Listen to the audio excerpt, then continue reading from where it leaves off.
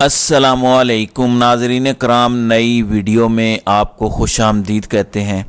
इमरान खान और पाकिस्तान तहरीक इंसाफ भूत की तरह, किसी जिन की तरह इन सब के आसाब पर सवार हैं। उसकी वजह यह है कि कल रात नए साल का जश्न मनाया गया। पूरी दुनिया में हर मुल्क ने अपने अपने कल्चर के मुताबिक हैप्पी न्यू ईयर नाइट मनाई और वेलकम किया, चिरागा किया गया, बत्तियां रोशन की गई, मुख्तलिफ किस्म के लोग सड़कों पर आते हैं, हला गुला करते हैं। पाकिस्तान में भी इंतहाई महज़ब तरीके से ये रात मनाई जाती है, हैप्पी न्यू ईयर नाइट। लोग नौजवान जो हैं वो सड़कों पर आते हैं, हला गुला करते हैं, खुश होते हैं। लेकिन इस साल दुनिया में सिर्फ एक मुल्क था जहां पे नया साल मनाने पर पाबंदी आयद कर दी गई थी कि हैप्पी न्यू ईयर नाइट नहीं मनानी। लोगों को सड़कों पर आने से मना किया गया। पुलिस ही पुलिस हर जगह पर थी। उसकी वजह क्या थी? उसकी वजह क्या कोई अमन व अमान का मसला था? बिल्कुल नहीं। उसकी वजह कोई इस्लामी शायर पर पाबंदी है? नहीं। क्या ये गैर कानूनी काम है? बिल्कुल भी नहीं। माजी में भी ये रात मनाई जाती रही। लेकिन क्या वजह थी? वजह सिर्फ एक ही थी और वो था बुग़्ज़ इमरान खान और पाकिस्तान तहरीक इंसाफ के लोग निकलेंगे, जो शीले लोग हैं, एक ही बात करेंगे और उनको मौका मिलेगा कि वो आम लिबास में निकलेंगे, सादा लिबास में निकलेंगे, पहचाने नहीं जाएंगे और वो जैसे जमा होंगे वो इमरान खान के हक में नारे लगाएंगे। पाकिस्तान तहरीक इंसाफ के कैदी 804 और कैदी 943 के हक में नारे लगाएंगे। इसलिए पाबंदी लगाई गई, दफ़ा 144 नाफिज की गई। लेकिन इसके बावजूद बात वही है कि सैलाब जब आता है तो फिर कोई उसका रास्ता रोक नहीं सकता। पानी ने अपना रास्ता खुद ही चूज कर लेना होता है और उसको रास्ता मिल जाता है। अब मुख्तलिफ शहरों में खास तौर पर मरी, रावलपिंडी और इस्लामाबाद से जो वीडियोस आई और जिस तरह से लोग निकले जहां जहां उनको मौका मिला, लोगों ने कैदी नंबर 804 इमरान खान जिंदाबाद, वजीर आजम इमरान खान के नारे लगाए। नाज़रीन इकराम, जो एक घुटन है पिछले साल 2023 में जो मजालिम और बर्बरियत हुई, हमारी माओं बहनों बेटियों की चादरें नोची गईं, उनको बेतौकीर किया गया, घरों के दरवाजे तोड़े गए, चादर चार दीवारी का तकद्दुस पामाल किया गया। ये सब कुछ हमने देखा और पाकिस्तान के अवाम ने उसे बर्दाश्त किया। और पाकिस्तान के अवाम इंतज़ार कर रहे हैं 8 फरवरी 2024 का कि 8 फरवरी आए, इलेक्शन डे आए, पोलिंग डे आए और हम अपना वोट कास्ट करें। लेकिन उस दिन को भी रोकने के लिए अब तगोदौ की जा रही है और मुख्तलिफ किस्म के हीले बहाने तलाश किए जा रहे हैं।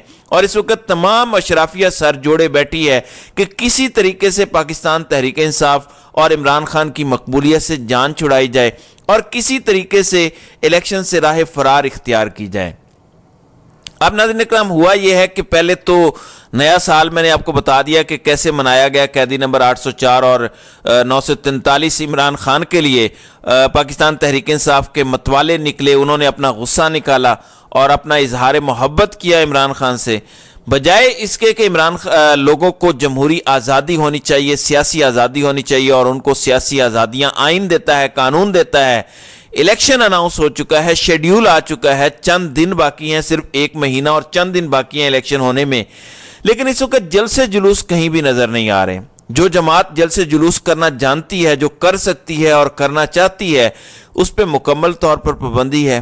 कल भी ऑपरेशन और क्रैकडाउन चलता रहा, गिरफ्तारियां हो रही हैं, लिस्टें बन रही हैं कि 8 फरवरी तक ये तमाम पॉलिटिकल सरगर्मियां, पॉलिटिकल एक्टिविटीज नहीं होनी।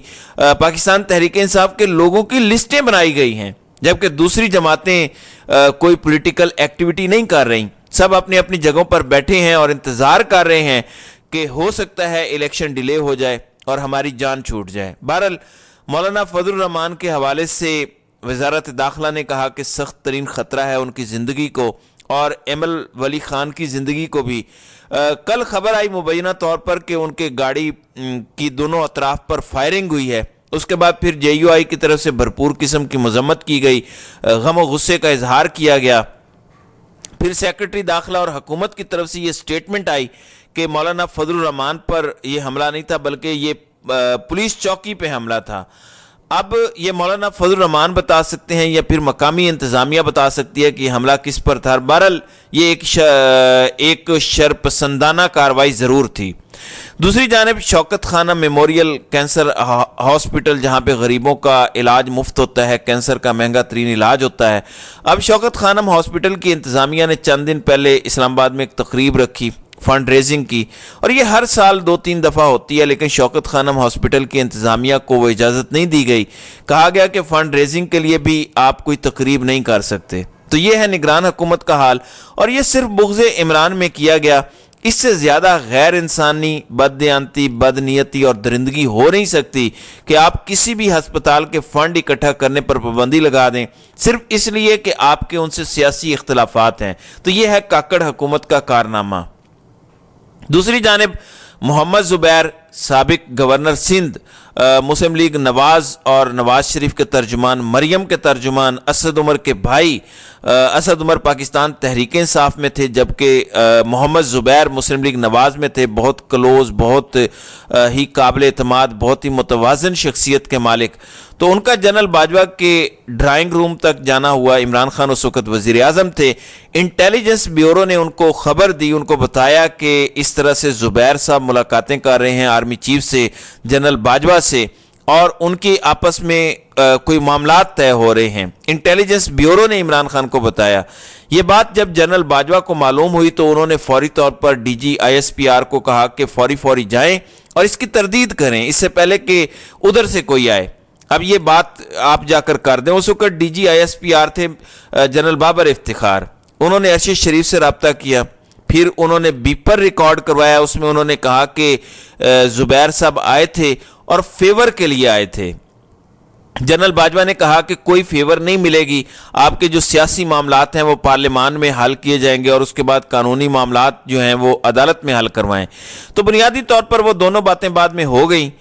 سیاسی معاملات پارلیمان میں حل کروائے گئے, جہاں جنرل باجوہ نے تحریک عدم اعتماد کی صورت میں یہ سب کچھ کروایا, اور قانونی معاملات کو بھی ہم نے دیکھ لیا کہ کس طریقے سے عدالت سے وہ سارے کے سارے کیسز اور مقدمے ختم ہوئے. نیب کے پروسیکیوٹر دوڑ گئے, نیب نے انکار کر دیا, FIA نے انکار کیا, اور اس طرح سے وہ عدالتوں میں معاملات حل ہو گئے. اس وقت اس کی مسلسل تردید کی جاتی رہی جنرل باجوہ کی طرف سے اور نون لیگ کی طرف سے. زبیر صاحب بھی خاموش رہے, لیکن اب محمد زبیر نے خاموشی توڑ دی ہے اور بتایا ہے کہ وہ نواز شریف کے نمائندے کے طور پر گئے تھے, مریم نواز کے نمائندے کے طور پر گئے تھے, اور انہوں نے یہ بات چیت شروع کی تھی. اور انہوں نے کہا کہ یہ میں اپنے ذاتی فائدے کے لیے نہیں جا رہا تھا, یہ تو انہی کا فائدہ تھا, آئس بریک تھا. اور انہوں نے شہزاد اقبال کے پروگرام میں بیٹھ کر بتایا کہ پھر اس کے بعد آسانیاں پیدا ہوئیں, معاملات طے ہوئے اور یہ سب کچھ ہوا. انہوں نے اس ڈیل کی تصدیق کر دی جو کہ army chief general Qamar Javed Bajwa کے ڈرائنگ روم میں بیٹھ کر ہوئی. یہ 2 ملاقاتیں ہوئی تھیں. انہوں نے وہ تاریخیں بھی بتا دیں, اور وہ وہی تاریخیں تھیں جو ڈی جی ISPR نے بتائی تھیں. ایک 4 گھنٹے کی ملاقات تھی اور ایک 3 گھنٹے کی ملاقات تھی. ان 7 گھنٹوں میں اس ملک کے ساتھ کھلواڑ کیا گیا. آپ کو معلوم ہے شریف فیملی کا ایک وتیرہ ہے کہ وہ ٹیشو پیپر کی طرح استعمال کرتے ہیں, جب کام پورا ہو جائے اس کے بعد اس بندے کو ایک سائڈ پر بٹھا دیتے ہیں. اسی طریقے سے محمد زبیر کے ساتھ کیا گیا. نہ وہ الیکشن لڑ رہے ہیں, نہ ہی وہ کسی کمیٹی میں ہیں, نہ ہی وہ منشور کمیٹی میں ہیں, نہ ہی وہ پارلیمانی بورڈ میں ہیں. جب محمد زبیر سے پوچھا گیا کہ آپ کا اس وقت مسلم لیگ نواز میں کیا سٹیٹس ہے, تو انہوں نے کہا کہ جو شاہد خاقان عباسی کا ہے وہی میرا ہے. اس کا مطلب یہ ہے کہ مزید بھی کچھ ایسی آوازیں ہیں مسلم لیگ نواز میں جو کہ کنارہ کشی اختیار کر رہی ہیں مسلم لیگ نواز سے, اور مریم نواز اپنا ایک نیا گروپ لا رہی ہیں نون لیگ میں. اب زبیر صاحب کو کیوں سائیڈ لائن کیا گیا یہ تو مریم نواز اور ان کے پاپا بتا سکتے ہیں. حالانکہ محمد زبیر براہ راست مریم نواز اور شہباز شریف کے ساتھ تھے اور انہی کی ہدایات پر یہ ایک بگ ڈیل کر رہے تھے, اور وہ بگ ڈیل کامیاب ہوئی. زبیر صاحب نے کہا کہ وہ NRO کامیاب ہوا, معاملات کامیاب ہوئے, اور اس میں ان کا بڑا عمل دخل تھا, لیکن انہوں نے کہا کہ وہ بتائیں گے پھر کسی مناسب وقت پر. تو یہ سچویشن ہے کہ اس وقت جو فساد ہے, باقی لوگ بھی کہتے ہیں, ہم بھی یہی کہتے ہیں کہ اس فساد کی وجہ ایک ہی شخص تھا, اور جب تک اس شخص پر گرفت نہیں ہوگی, اس کو پکڑا نہیں جائے گا, اس سے پوچھا نہیں جائے گا, تب تک اس طرح کے سانحات ہوتے رہیں گے. اور اس وقت جتنی آئین شکنی ہے، جتنی جمہوریت شکنی ہے، جتنا قانون کو مسخ کیا گیا ہے، عدلیہ کو تباہ کیا گیا ہے، میڈیا کو سینسر کیا گیا ہے، ان تمام تباہیوں کی شروعات ان دو ملاقاتوں سے ہوئیں، جس کا خمیازہ آج اس وقت ساری قوم بھگت رہی ہے۔ تو ناظرین اکرام، آپ کی اس ویڈیو کے حوالے سے کیا رائے ہے؟ آپ اپنی رائے کا اظہار کامنٹ سیکشن میں ضرور کیجیے گا۔